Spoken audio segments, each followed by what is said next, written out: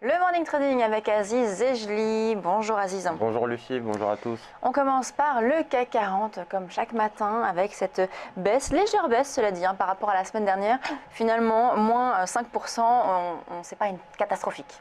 Alors non, c'est pas catastrophique, mais c'est vrai que si on regarde le CAC 40 depuis le début de l'année, on perd quand même quasiment 7%. Ça reste assez alarmant ce début d'année, c'est quasiment le plus mauvais début d'année depuis 1928, on l'a vu sur les indices. En tout cas, ce qui est intéressant sur le CAC 40, quand on regarde la réaction du futur ce matin, c'est qu'on est revenu sur les points bas de la séance d'hier, des points bas qui nous ont permis de rebondir. Et on voit bien que ce matin, même si on évolue proche de l'équilibre, on a un rebond qui est en train de se matérialiser. Alors, la pression baissière, elle est toujours là. On a vu dans la nuit, et on va en parler, les indices asiatiques, notamment le Nikkei, qui a décroché en reculant de plus de 70%.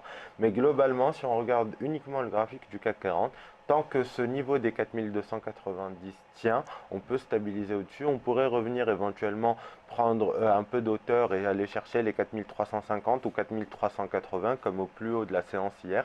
Donc la stratégie pour aujourd'hui, ça va être d'essayer de se positionner toujours à la vente, mais suite à un rebond, attendre un rebond, parce que je pense effectivement que ce niveau des 4290 peut provoquer un rebond, même s'il n'est que temporaire, même s'il ne nous mène pas jusqu'aux 4380 points et qu'on peut s'arrêter sur les 4350.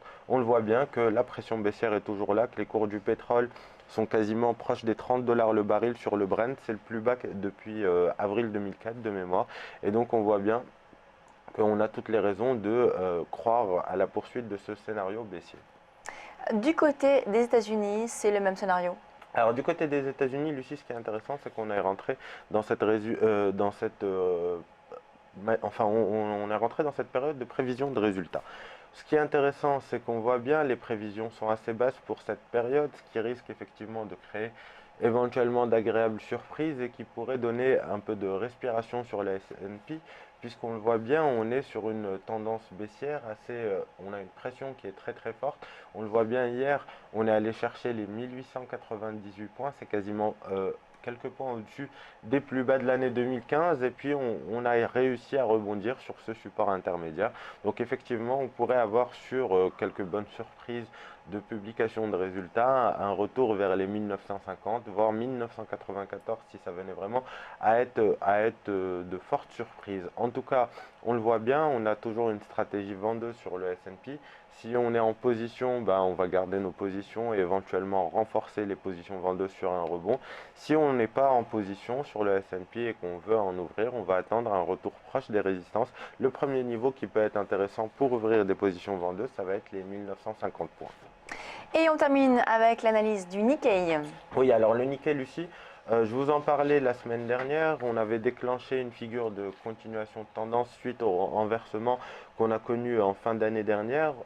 La figure s'apparentait à un drapeau et je vous disais qu'on pouvait avoir un objectif aux alentours des 10 350 points.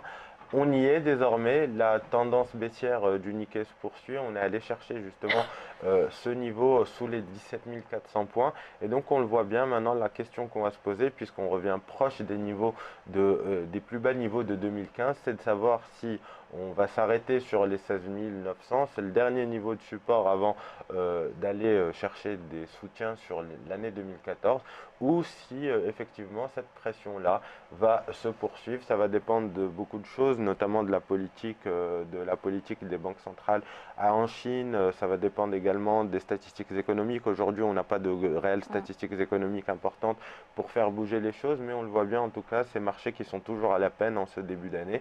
Et même si on croit avoir des prémices de rebond, en tout cas, ce serait juste peut-être un rebond technique avant de mieux chuter.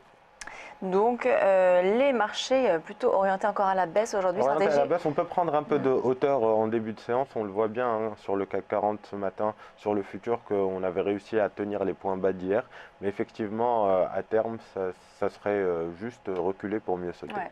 C'est vraiment, on poursuit finalement cette fin d'année 2015. On est à l'inverse exactement de 2015 pardon, où on avait là un début d'année. C'était l'euphorie en début d'année, mais c'était euphorique. également un contexte différent, puisqu'en Europe particulièrement, la BCE venait d'amorcer son QE, effectivement. Ouais, elle venait de l'amorcer là, on l'a toujours le QE. Et c'est vrai qu'on voit plus du tout ces effets positifs. Aucune. On le voit bien depuis la déception des marchés en début décembre suite aux annonces de Draghi qui n'était pas suffisante selon le marché, bah, on est rentré dans cette phase un peu baissière et à mon avis ça devrait durer pendant au moins les 3 voire les 6 premiers mois de 2016. Merci Aziz, on marque une très courte pause, on se retrouve tout de suite sur Direct Marché.